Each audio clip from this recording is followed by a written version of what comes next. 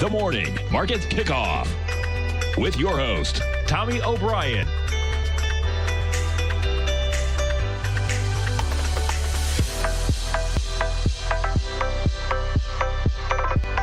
Now, Tommy O'Brien.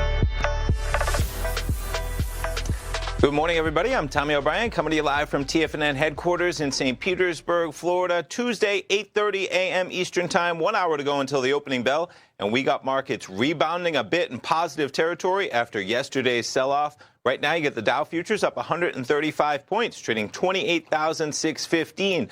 S&P is positive by 20, trading at 32.59. NASDAQ futures positive by 74 points, trading back above 9,000. That's the NASDAQ 100, trading 9,028. Oil positive as well, up 25 cents at 53.39. The 10-year yield, 1.62%, a little bit elevated over where we finished yesterday. We got a chart of the S&P to start things off. You back it up to late last week. All-time record highs on Wednesday, 33.37.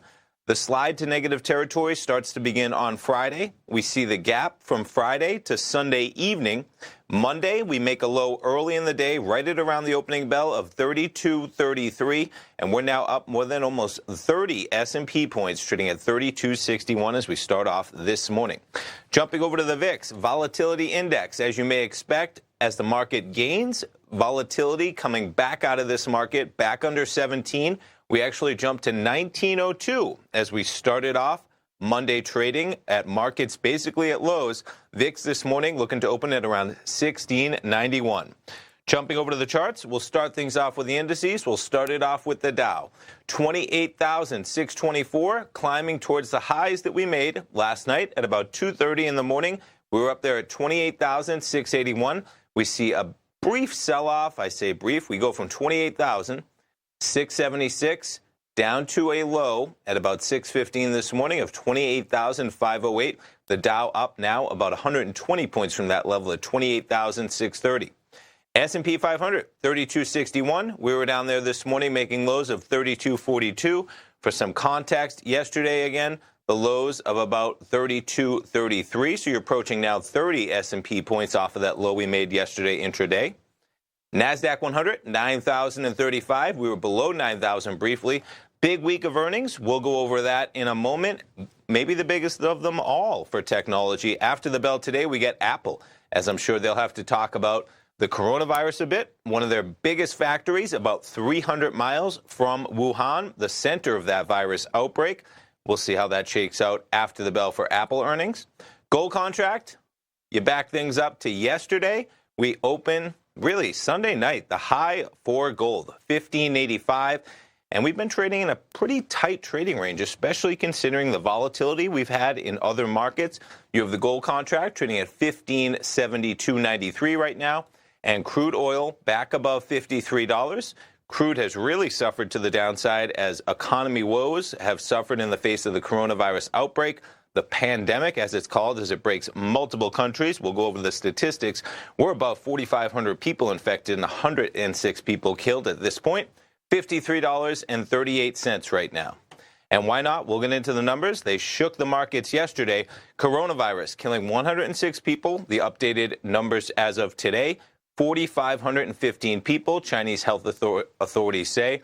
The majority of the reported cases still in mainland China. Chinese authorities have quarantined several major cities, canceled Lunar New Year's events in Beijing and elsewhere. The majority of the reported cases, mainland China.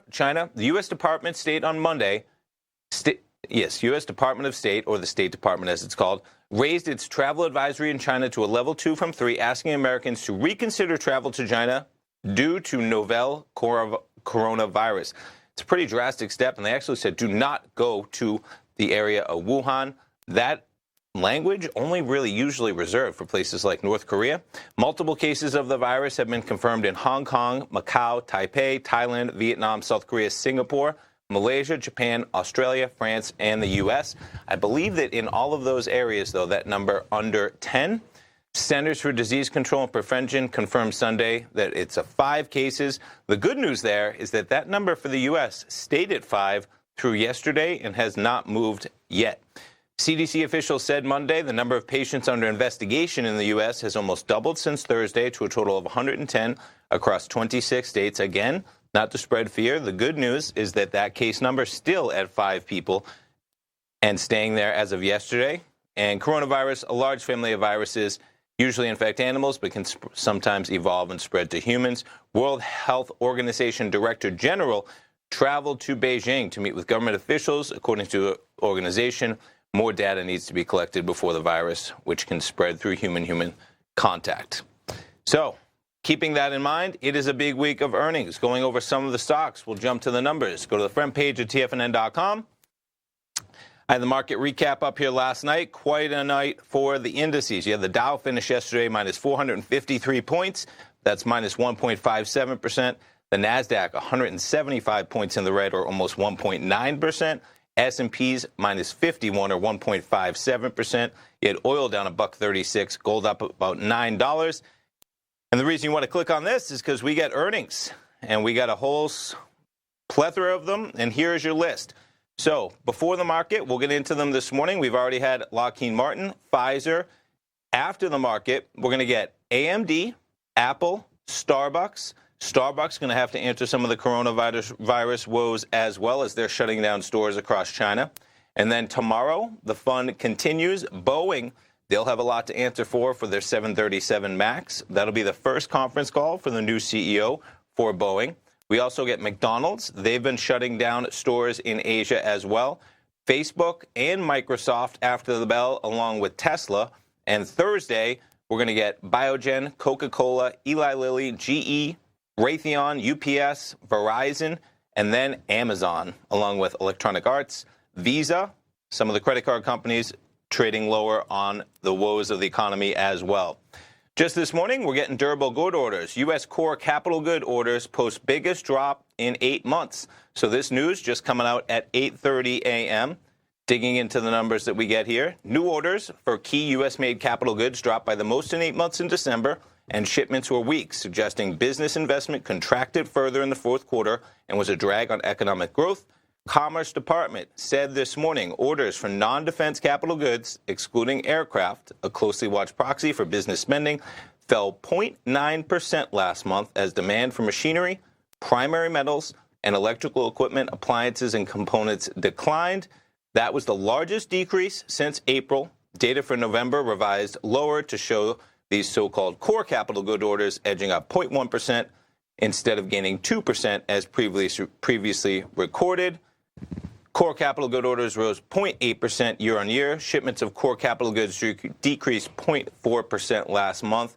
Core capital good shipments are used to calculate equipment spending in the government's gross domestic product. They declined an unrevised 0.3% in November. I was looking for the expectation there. We'll have to get into it. But nonetheless, a weak number on that core capital goods order. Stay tuned, folks. We're going to be coming back from the break. We'll get into what else we have on tap for the markets, earnings that we've already gotten this morning. We'll check out what stocks are moving. Stay tuned, folks. We'll be coming right back.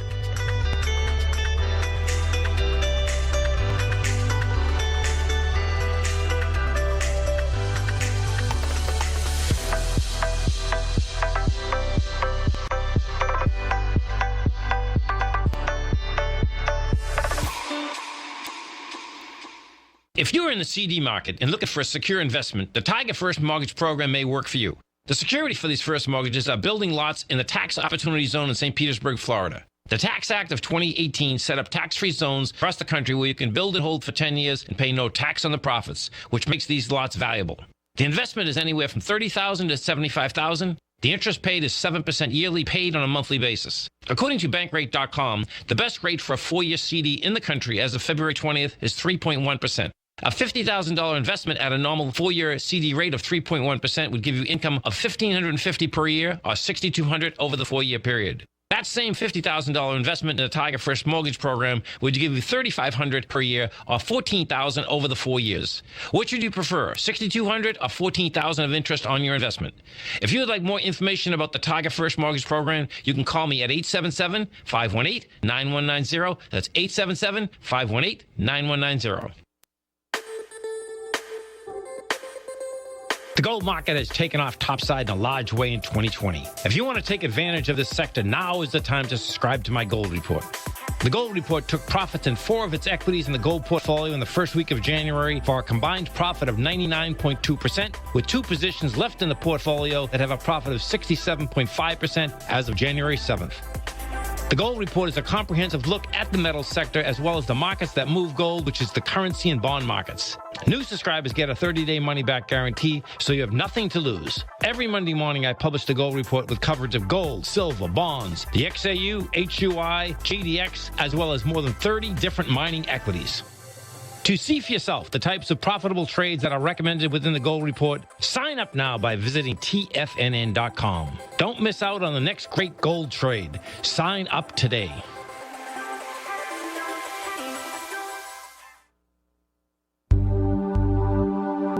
Are China A-shares hot or not?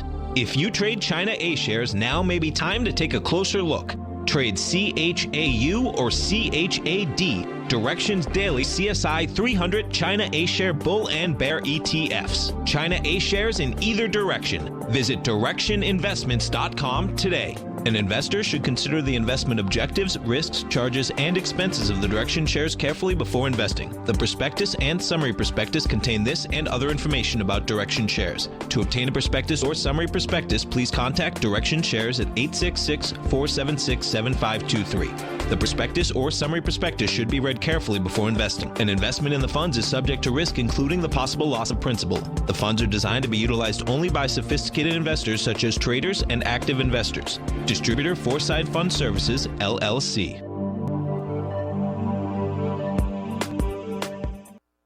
Don't forget, you can listen to TFNN live on your mobile device 24 hours per day. Go to TFNN.com, then hit Watch Tiger TV. That's TFNN.com, then hit Watch Tiger TV for the latest market information.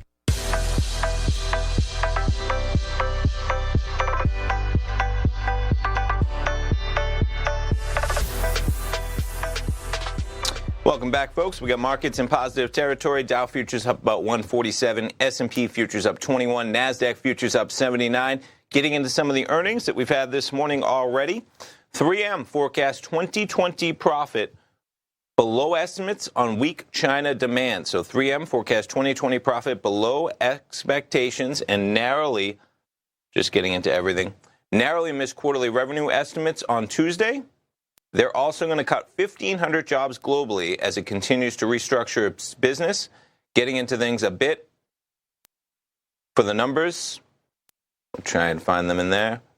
Here we go. So the company said it expects 2020 profit between $9.30 per share to $9.75. It was below the average analyst estimate of $9.61. Net income attributed to 3M fell 28% to $969 million, largely due to that restructuring and litigation.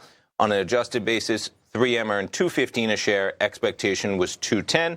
Jumping over to their chart to see how they're reacting this morning.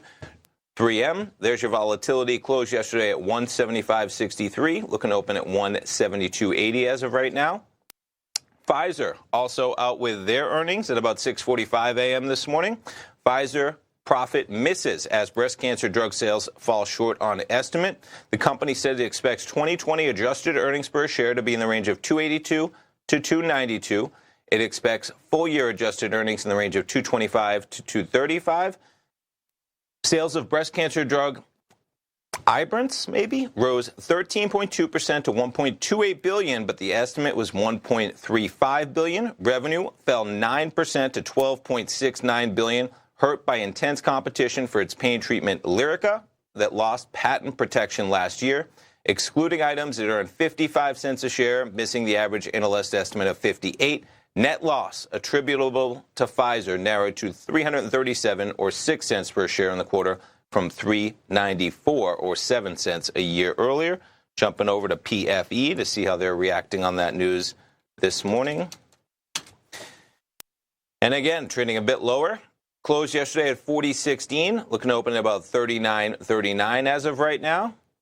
Harley-Davidson out with their earnings as well. Harley shares tumble on steeper fall in revenues.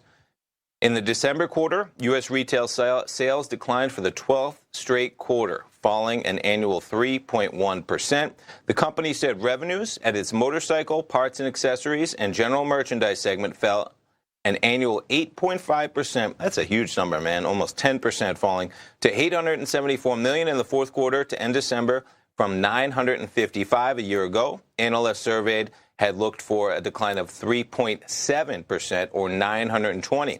So they were only looking for a decline of 3.7% on revenue to $920 million. They end up coming in at $874 million, which is a miss from 8.5% the year earlier.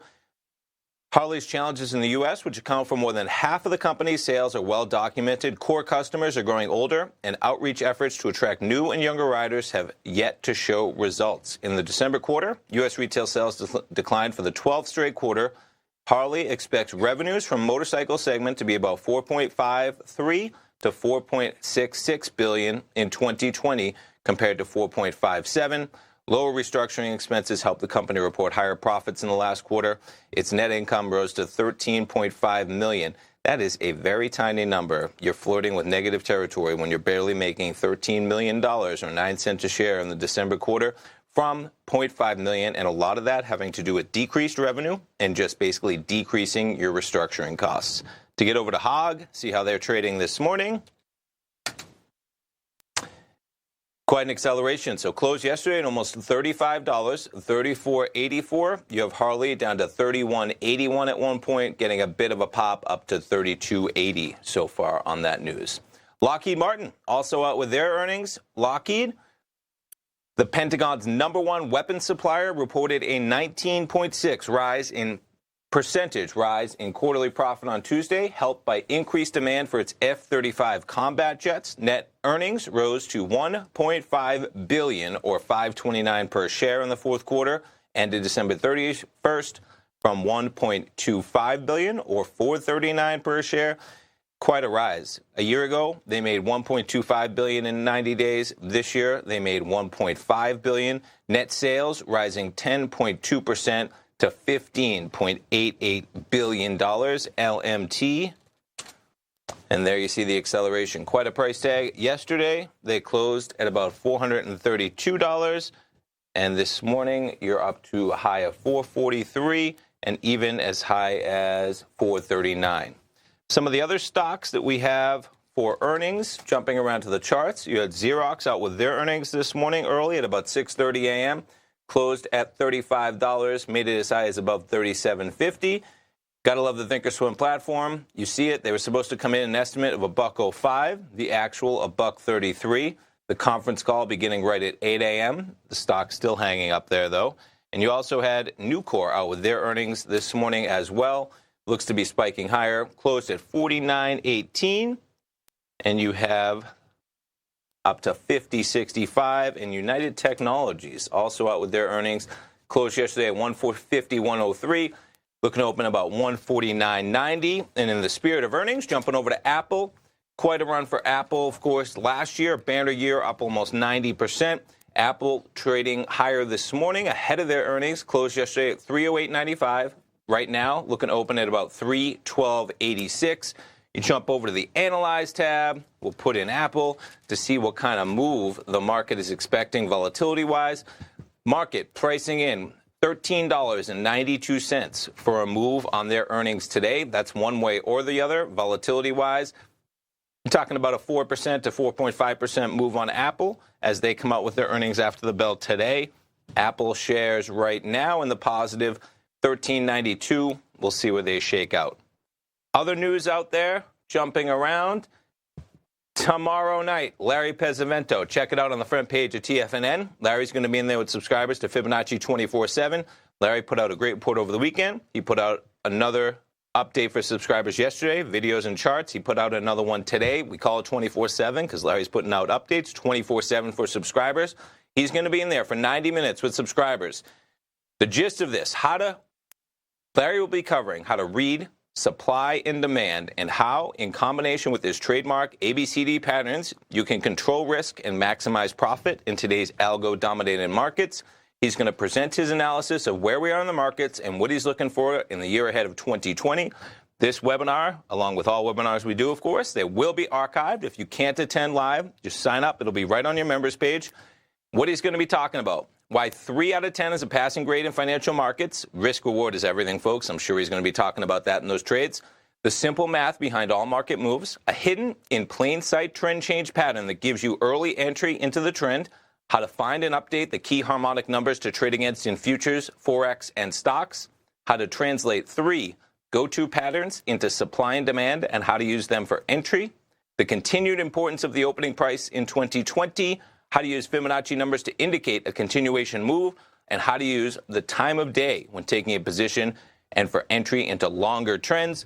A great week for a webinar. Lots of volatility going on out there. I'm going to be in there tomorrow night, 4 p.m. till 5:30, 90 minutes. Check it out. Great time to sign up. New subscribers get a 30-day money-back guarantee, so you have nothing to risk right on the front page of TFNN.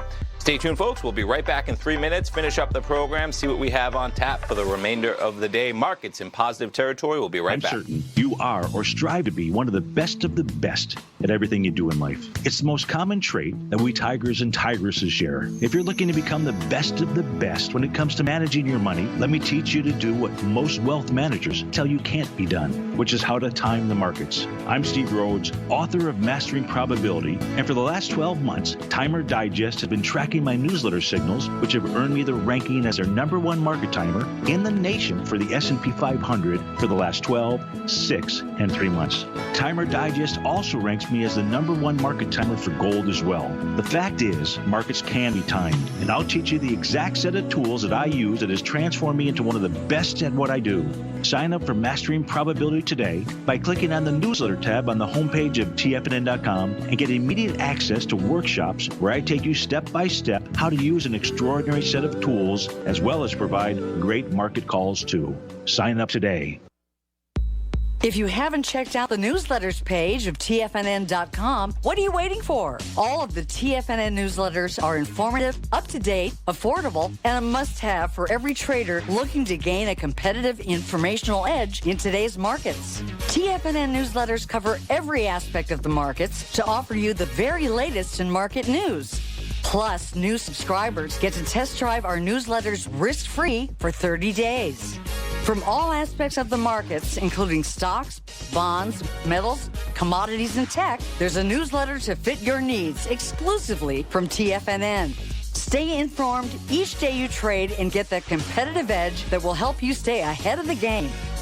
Visit our newsletters page by going to TFNN.com and click the newsletters button near the top of the page. TFNN.com, educating investors.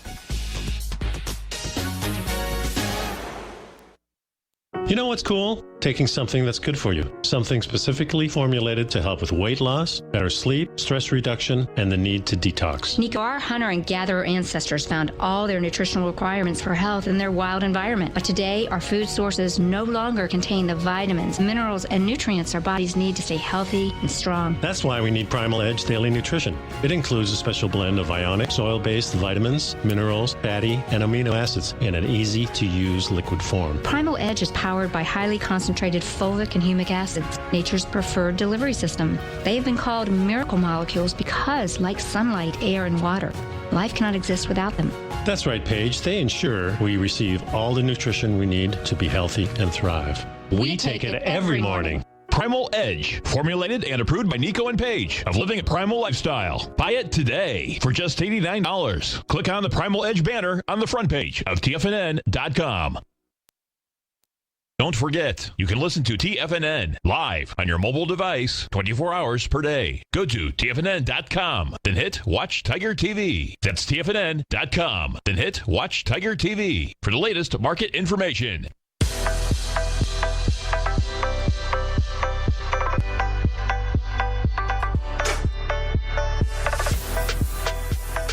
Checking back in on markets where we are. We get the Dow up about 150 points right now, 28,607. S&P's back to 3259, just hanging out where we kind of started the day. Jumping over to some of the other stories I found interesting this morning. Ex-FDA chief worrying China could be underestimating the coronavirus cases by, that's a scary number, but just putting out the information I'm seeing out there, tens of thousands. You got to worry about what you're getting out of China anytime in terms of information, reality, and it's in their interest, unfortunately, maybe to be trying to put the best light they can on this. So former FDA Commissioner Scott Gottlieb said he's worried that the coronavirus in China are actually much higher than the officials' numbers. I think we're dramatically underestimating cases in China. I mean, it was quite a jump from yesterday. I believe we were at 2,800 yesterday. Today, you come in the morning, we're at 4,500. Chinese officials on Tuesday sharply increased their confirmed cases to more than 4,500. The virus first discovered in Wuhan. Gottlieb, a physician, health advocate, and Pfizer board member, said it's hard to tell the number of people who were infected in China since health officials there did not widely roll out that diagnostic testing until late January. We know the numerator who left said Gottlieb. We don't know the denominator. Last week, he said there could be thousands of mild cases that will likely go undiagnosed and clear up on their own. Multiple coronavirus cases have been confirmed across. Gottlieb, also a CNBC contributor, keeping that in mind, of course. It pays to be sensational when you're on the airwaves. Said on Tuesday he expects the U.S., with confirmed 5 cases, to have smaller, inevitable outbreaks. However, he added the U.S. can better contain the virus with preventative measures because its population is less dense than that of China. Hopefully that is the case. One final check, folks. S&P, right where we started the program, just hanging out this $32.59 price point. Gold contract, $15.73. Crude oil, $53.36. Don't forget to check out the front page of TFNN.com. Larry Pesavento, Fibonacci 24/7 tomorrow night. And we got Larry coming up right now. Trade what you see after this program. Join him. He's always got a number of great guests, does a great program for the hour, kicks off that opening bell at TFNN. Appreciate you joining me, folks. Stay tuned. We got Larry Pesavento coming up right after me. We'll be right back.